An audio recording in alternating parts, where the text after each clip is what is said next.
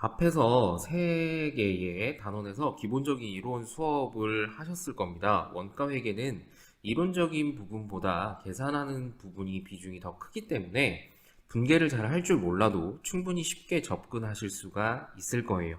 보이는 건 굉장히 복잡해 보이지만 어렵지 않습니다. 분계할 줄 몰라도 충분히 할 수 있으니까 회계가 좀 어렵더라도 한 번쯤 도전해 보실만 한 과목이 바로 원가 회계입니다. 소리 하지 마, 임마. 앞에서 했던 것 중에 아주 중요한 원가 구성도 기억하시죠? 이번 단원은 그 원가 구성도를 T계정을 이용해서 회계스럽게 만들어 보는 단원이라고 생각하시면 되겠습니다. 그래서 네 번째 소단원 같은 경우는 2시간 혹은 3시간에 걸쳐서 진행이 될 것 같은데 문제풀이가 조금 많아서 그래요. 문제풀이가 좀 많은데 조금 줄일 수가 있으면 압축해서 진행하는 것으로 해보도록 하겠습니다. 자, 페이지 35페이지입니다. 페이지 35페이지에 보시면 원가 계산과 계정의 흐름인데 여기서의 키워드는 계정이라는 것과 흐름이라는 게 키워드입니다. 무엇보다도 흐름이라는 게 중요한데요. 뒤에 제일 마지막쯤에 나오는 원가 흐름도가 있는데 그게 아주 중요합니다. 자, 내용 볼게요. 자, 계정 과목은 특별히 별게 없습니다. 계정 과목은 기본적으로 회계 원리에서 배우는 계정 과목과는 조금 결이 다르다라고 생각을 하시면 좋겠습니다. 상기업과 제조기업의 차이라고 생각하시면 될 것 같고요. 계정 과목은 크게 2가지로 구분을 하겠습니다. 재고자산 계정하고 원가 계산 관련 계정, 이 2가지로 구분을 하면 되겠습니다. 자, 먼저 계정 과목 중에 재고자산 계정을 살펴볼게요. 회계원리에서는 대표적인 재고자산이 뭐가 있냐면 회계원리에서는 상품이라는 게 있죠. 상품.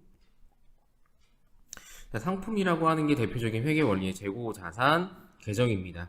원가회계 같은 경우는 3가지가 있는데요. 첫 번째 재료, 두 번째 제공품, 세 번째 제품 계정이에요. 그래서 재료가 제공품이 되고 제공품이 제품이 되는 거다 라고 생각을 하시면 되겠습니다. 먼저 재료 계정 보겠습니다. 재료 계정을 보시면 제조 활동에 사용할 주요 재료, 보조 재료, 부품, 소모, 공구, 기구, 비품 등의 원가를 기록하는 계정이다 라고 얘기가 나와 있고요. 나와 있고 여기서는 이 T계정이 굉장히 중요합니다. 원가회계는 T계정을 굉장히 많이 쓸 거기 때문에 이 T계정을 좀 정확하게 봐두시면 될 것 같아요. 재료라는 자산 계정이죠. 자산 계정이니까 월초 재고에다가 당기 매입을 더하고 당월 소비액을 빼주는 그런 T계정이 굉장히 중요하다라고 보시면 되겠습니다. 재료는 특별하게 여러분들한테 부가적으로 설명할 것이 없고요.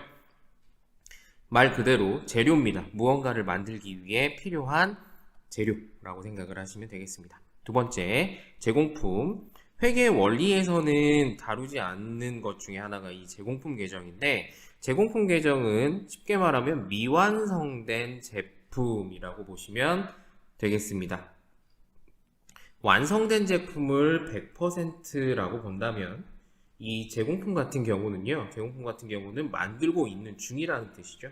그래서 50%, 60% 등등의 계속 만들어지고 아직 미완성된 제품. 여기서 원가액에서 말하는 제품은 회계 원리에서의 상품이랑 같은 개념이라고 생각을 하시면 돼요. 아까도 얘기했지만 상기업과 제조기업의 차이이기 때문에 이 원가회계에서는 상품을 제품이다 라고 칭한다고 보시면 되겠습니다.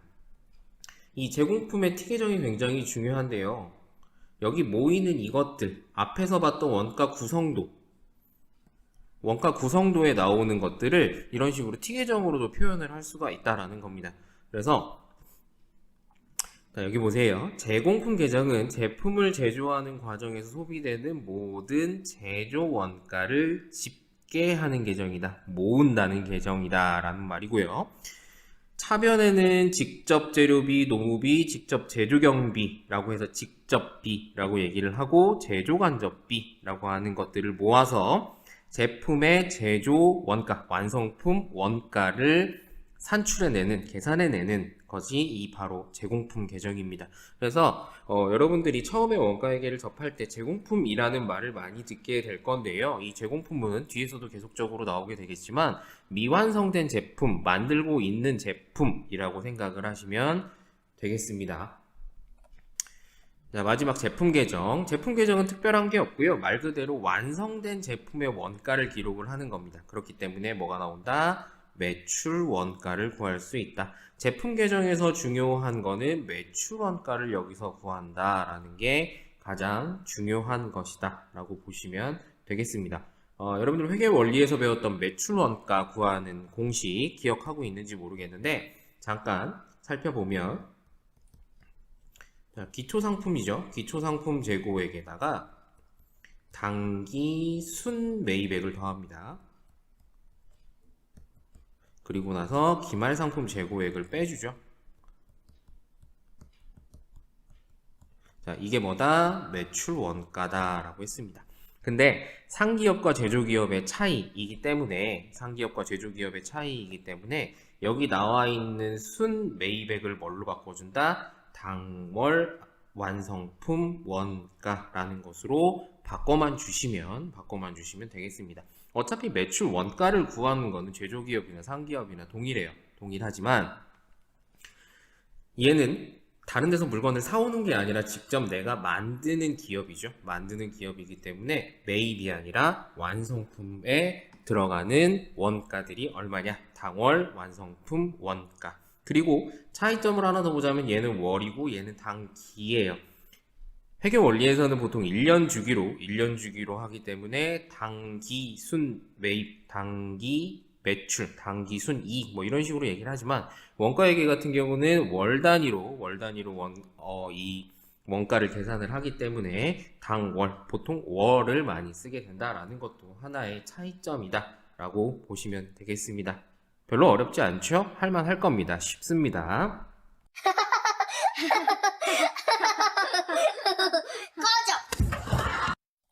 다음 페이지 넘어가 보도록 하겠습니다. 자, 원가 계산 관련 계정인데요. 여기가 어떻게 보면 이제 원가 회계 뒤에 나오는 흐름도에서 나오는 그리고 앞으로 배워야 될 원가 회계 내용 중에서 가장 기본적인 첫 시작이라고 보시면 되겠습니다. 그래서 먼저 틀을 먼저 보고 가면 앞에서 봤던 재료비, 노무비, 그리고 제조 경비, 그리고 마지막으로 제조 간접비.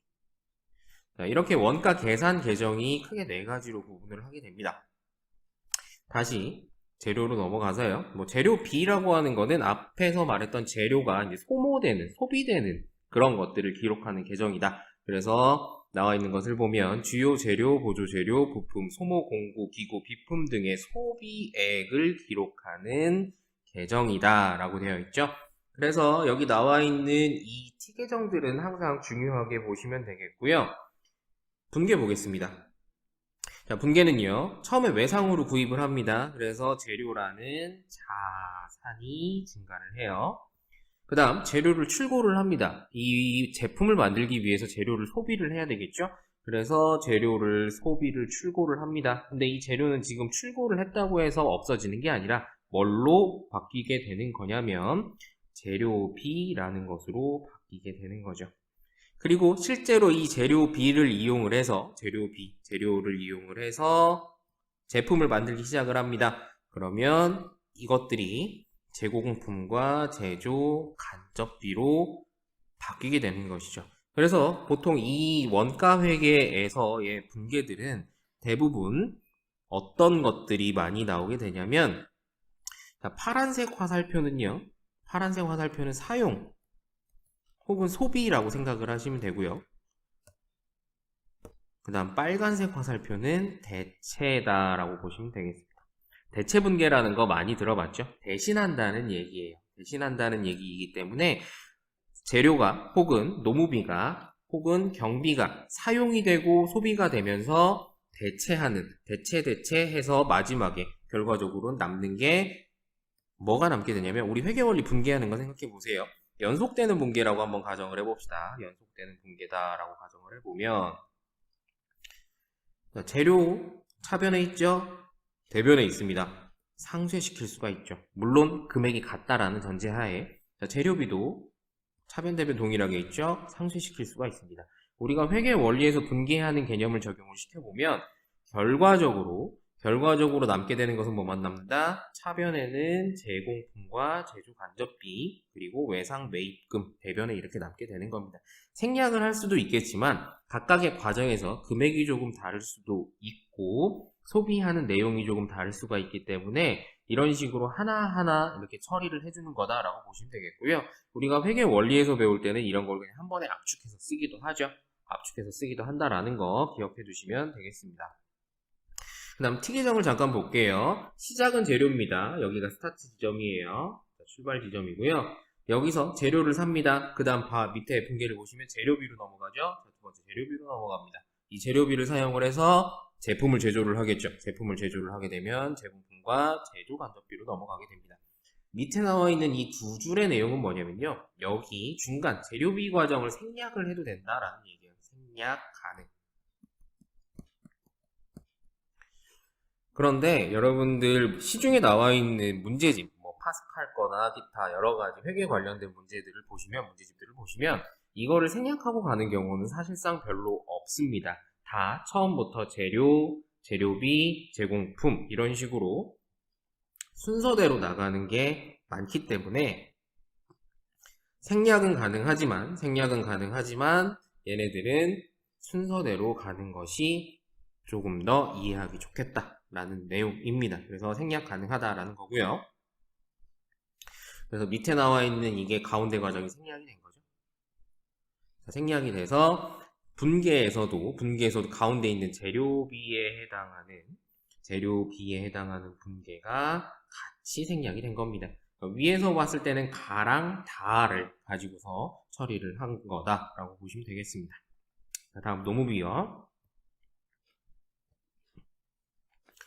노무비의 핵심은 인간의 노동력을 소비한다라는 거예요. 인간의 노동력에 대한 거니까 얘를 노동력의 대가라고 보시면 되겠습니다. 노동력의 대가.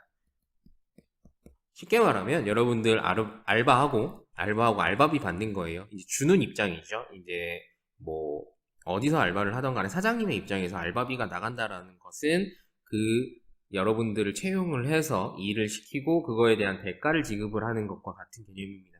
그래서 이 노무비 계정 같은 경우는 보통 급여 아니면 임금과 같은 개념이라고 생각을 해주시면 되겠어요. 노무비 같은 경우는 여러분들이 봐야 될 것 중에 중요한 게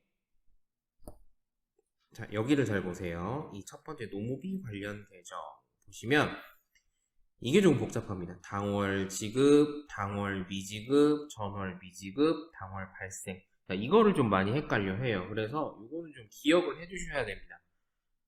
전달에 알바비가 100만원이 발생을 했다라고 해볼게요. 여러분들이 받아야 될 알바비가 100만원입니다. 아니, 사장의 입장으로 보죠. 여러분들이 줘야 될 알바비가 100만원인데 그때 현금이 좀 부족해서 알바비를 70%만 지급을 했어. 30%가 남았지? 그거는 다음 달로 연기를 해서 약간의 부채 같은 개념으로 생각을 해주시면 되겠어요. 그거를 합쳐서 다음 달에 지급을 같이 하겠다라는 내용으로 해서 여기서는 전월 미지급액이라고 하는 내용이 생기게 됩니다. 전월 미지급액. 그래서 노무비 같은 거는 이 T계정에서 이 T계정에 대한 당월 지급, 미지급, 전월 미지급, 당월 발생 요 부분이 좀 중요하다. 뭐 중요하다라기보다는 이게 좀 헷갈려요. 왜냐하면 위에서 봤던 재료 같은 경우는 심플하죠. 그 달에 사고 전달에 넘어온 거, 당월에 매입한 거, 소비한 거, 다음 달로 넘길 거. 아주 간단한 우리가 알고 있는 회계의 그런 개념을 적용하면 되는데 노무비 같은 경우는 뭔가 조금 복잡한 듯 보입니다. 근데 얘도 똑같아요. 전달에 미지급한 것에 대한 것을 이번 달에 지급을 하겠다라는 개념으로 생각을 해야 되는 것이기 때문에 이 노무비 관련 계정 T 계정 요거는 좀 기억을 해주시면 되겠고요. 마찬가지로 여기 나와 있는 가운데 노무비 계정도 생략이 가능하다. 생략 가능하다라고 하는 거 기억해 두시면 되겠습니다. 그래서 임금, 금요, 급여 이런 것들 마찬가지로 얘도 대체가 되는 계정이죠. 이렇게 노무비에 관련 계정들이 대체가 되면서 지급할 때와 발생할 때로 구분을 해준다라는 거예요. 자, 소비는 마찬가지로 이제 이 노무비가 어떤 제품을 만들 때 들어가는 대가로 보이게 되는 건데, 자, 직접적으로 영향을 미쳤을 때는 제공품, 뭐 간접일 때는 제조 간접비 이런 식으로 구분을 해서 나눠주겠다라는 겁니다. 자, 여기서 한 가지 체크하고 본사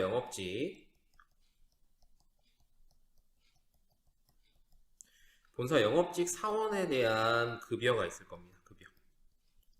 마찬가지로 급여, 임금 개념이에요. 그런데 얘는 제조기업에서 활동하는 사원이 아니라 본사에서 이 제품을 판매하기 위해서 관련된 일을 하는 본사 영업직 사원이죠.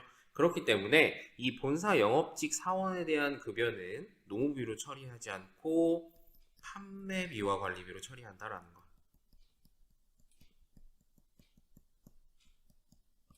자, 이거를 좀 구분을 해 주셔야 됩니다.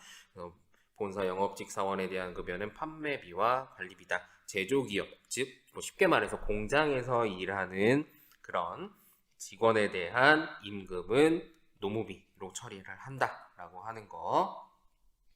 다음 경비 항목이에요.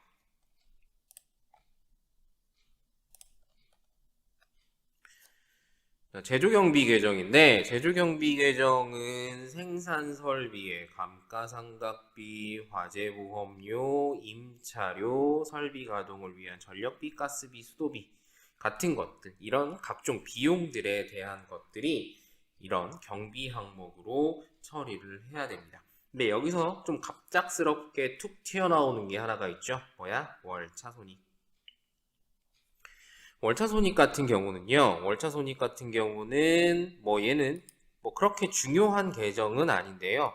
체크를 해야 될 거는 판매비와 관리비가 다 어디로 모인다? 월차손익으로 모인다. 아까 방금 전에 얘기했던 예를 들자면 방금 전에 얘기했던 본사 영업직에 대한 영업직 사원에 대한 급여 같은 것도 판매비와 관리비로 처리를 한다라고 했기 때문에 얘는 월차손익 계정으로 처리를 해주는 겁니다. 이 월차손익 계정은 제조와 관련 없는 판매비와 관리비가 모이는 계정이다 라고 얘기를 했고, 이 판관비, 판매비와 관리비 같은 경우는 매출 원가랑은 관련이 없습니다. 그죠? 매출 원가랑은 관련이 없고 얘는 뭐랑 관련이 있냐면 판매 원가랑 관련이 있는 거죠. 그렇기 때문에 이 제조기업에서는 그렇게 판매비와 관리비 부분이 그렇게 중요하게 다뤄지는 부분은 아닐 거다라고 생각이 되기는 합니다만, 어쨌든 판관비는 발생을 할 수밖에 없어요. 여기 위에 나와 있는 감가상각비, 임차료 이런 것들 전부 다 판관비로도 분명히 일정 부분이 들어갈 수가 있기 때문에 이런 매출 원가와 관련이 없는 판관비는 판매 원가와 관련이 있다. 그래서 매출 원가 구하는 데는 영향을 주지 않는다라고 생각을 하시면 되겠습니다. 그러니까 이거는 좀 구분을 해줘야 되겠죠. 자, 구분을 해주시면 될 것 같고요.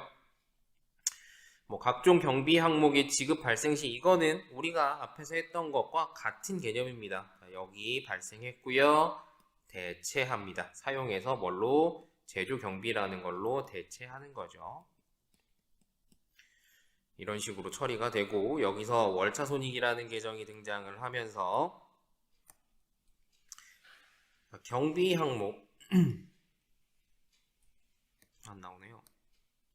경비 항목 중에서 판매비와 관리비에 속하는 부분은 원가 계산 기말에 월차손익 차변 계정에 대체를 한다 라고 하는 거. 월차손익이라는 거 다시 한번 여러분들이 구분을 좀 잘 해주셨으면 좋겠습니다. 그 다음 마지막이에요. 마지막인데 마지막이 아니군요. 자, 제조간접비 계정이에요. 제조간접비는 뭐 특별하게 여러분들이 뭐 어려워할 부분은 없습니다. 지금 당장에는요. 이제 그 뒤로 넘어가게 되면 이 제조간접비를 배부를 해줘야 돼요. 자, 제조간접비 잠깐 봅시다. 두 종류 이상의 제품을 생산하기 위해 공통적으로 발생하는 원가예요. 자, 두 종류 이상의 제품이야. 하나의 공장에서 하나의 제품만 생산을 하면 문제가 안 될 거예요. 근데 어떤 A라는 공장에서 뭐 예를 들어 전자제품을 생산을 하는데 냉장고와 세탁기를 동시에 생산한다고 해봅시다. 그러면 냉장고와 세탁기를 생산을 하는데 분명히 기계가 돌아갈 거예요. 기계가 공정을 하게 될 건데 그러면 거기서 발생하는 기계를 돌리는 데 쓰는 전기세, 전기요금 그리고 그 공장을 만약에 내게 아니라 빌려서 한다라고 했을 때 임차료 자, 같은 것들은 분명히 이 제품을 만들어내는데 영향을 미치는 것들입니다. 하지만 전기요금이 100만 원이 발생을 했어. 근데 냉장고, 세탁기를 각각 만들어내는데 거기에 원가를 포함시키려고 한다면 정확하게 나눠줘야 되겠지. 50대 50대 나누면 전기요금을 반으로 뚝 잘라서 반반 나누면 될 거야. 그런데 꼭 그런 게 아니잖아요. 그렇기 때문에 이 제조간접비는요, 이 뒤에 여기 부분이 조금 나중에 어려운 계산 과정이 많이 나오게 될 텐데 일정한 배부 기준에 따라서 각각의 제품에 배부한 다음에 제공품 계정에 대체를 한다. 자, 배부라는 말이 중요하겠죠. 나눠주는 기준이 있고요. 그 나눠주는 과정이 중요하다라고 보시면 되겠습니다. 앞에서 했던 경비 계정이랑 조금 겹치죠. 뭐 전기요금, 임차료 이런 것들과 조금 겹치기 때문에 뭐 구분을 좀 잘 하면 좋지만 요즘 같은 경우에는 제조 간접비, 그러니까 경비랑 제조 간접비를 구분을 잘 안 하는 경우가 많이 있습니다. 그래서 그냥 다 제조 간접비로 다 넣고서 원가 계산을 하는 경우도 있고요. 일단은 우리가 예전에부터 원가회계 같은 경우는 이런 식으로 재료비, 노무비, 경비, 제조 간접비 이렇게 네 가지로 구분을 했기 때문에 우리 교과서도 이렇게 나와 있는 거라고 보시면 되고요. 요즘에는 경비를 생략하는 경우도 있다라고 보시면 되겠습니다. 그래서 제조간접비가 이렇게 발생을 하고요. 제공품으로 각각 두 가지이기 때문에 이런 식으로 화살표가 가는 걸 볼 수가 있고요. 그 다음 제품에 의한 배부, 대체라고 써있죠. 이것들을 각각 A와 B로 위에 나와 있는 이 T계정을 분계화시킨 거라고 보시면 되겠습니다. 자, 진짜 마지막이에요. 원가 흐름과 계정 간의 대체인데요. 원가 흐름과 계정 간의 대체인데 제품을 만들죠. 제조 과정이 완료되고 나면 제품 계정에 대체를 합니다. 그리고 판매된 제품의 원가는 매출 원가 계정에 대체가 됩니다. 여기서 차이점은 뒤에 나오는 거예요. 즉 원가라고 하는 것은 제품이 판매되기 전까지는 제품, 제공품 등의 재고자산, 판매가 되면 매출원가로서 비용이 된다 라고 나와 있죠. 자, 핵심은 뭐냐? 시점을 기준으로 나눈다라는 거예요. 자, 어떤 시점? 판매 시점.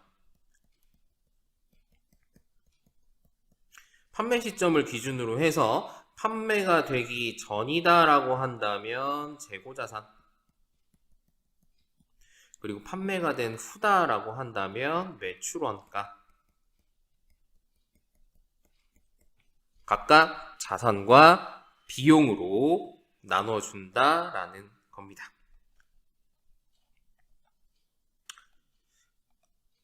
지금 얘기했던 것들, 제공품, 제품, 매출원가에 대한 내용이 이렇게 나와 있는데 이거는 앞에서 계속적으로 얘기를 했고 설명을 했기 때문에 요건 한번 보시면 될 것 같아요. 마찬가지로 제공품, 아까 얘기했죠? 재료 앞에 재료에서 제공품, 제공품에서 제품, 마지막으로 매출 원가를 구하는 거다라고 보시면 되겠고요. 얘도 제공품이 제품으로 대체가 되고 제품이 이제 뭐가 되는 거야? 매출 원가로 대체가 된다.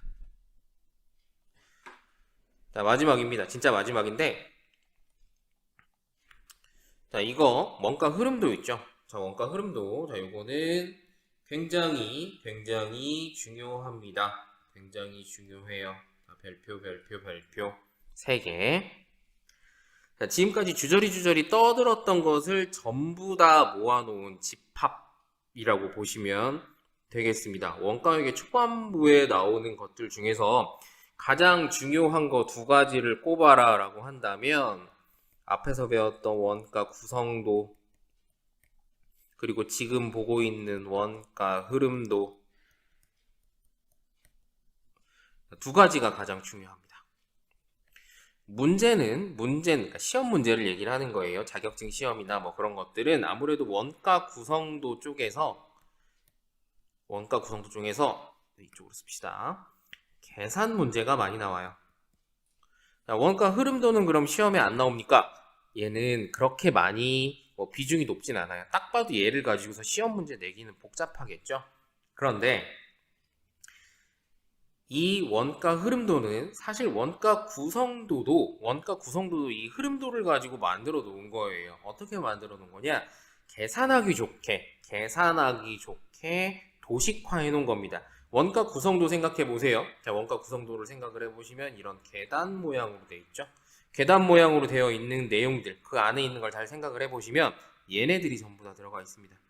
재료비, 노무비, 제조 경비가 합쳐져서 직접 원가, 직접 원가에 제조 간접비가 합쳐져서 판매 원가, 이런 식으로 다 구성이 되어 있는 것들이기 때문에 이 흐름도는 시험 문제의 출제 빈도보다도 원가 회계의 아주 중요한 기본 개념이기 때문에 암기보다는 뭘 하는 게 좋냐면 얘는 이해하는 게 가장 좋습니다. 이해. 좀 더 굵게 써볼까요? 자, 이해.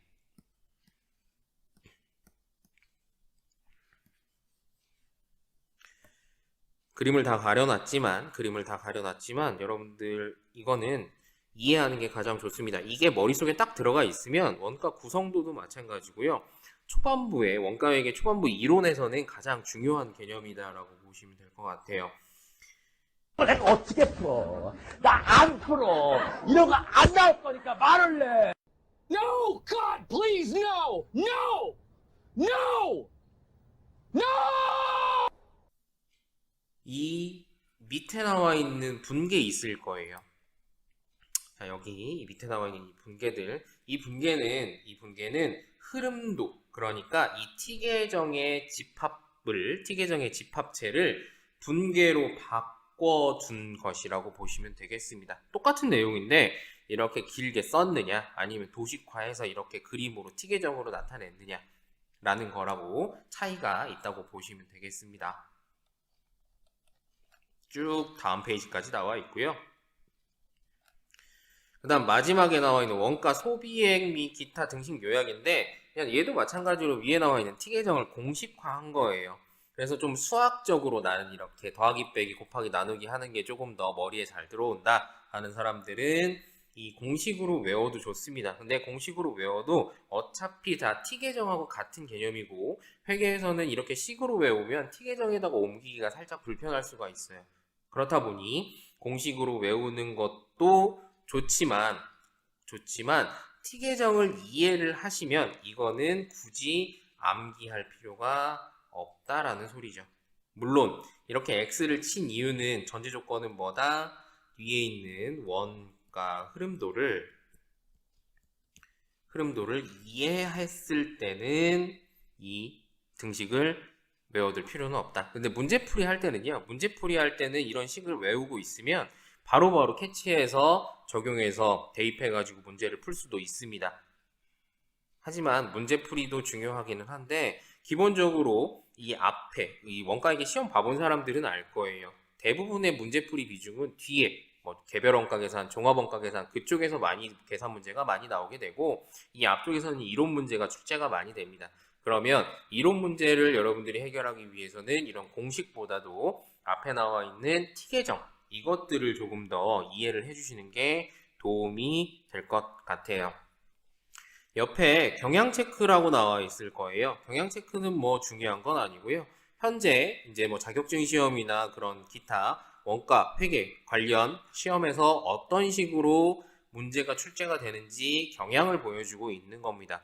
그러니까 뭐 중요한 핵심 정리라고 보시면 되겠죠. 뭐 다른 말로 따져본다면 핵심이라고 보시면 되겠어요.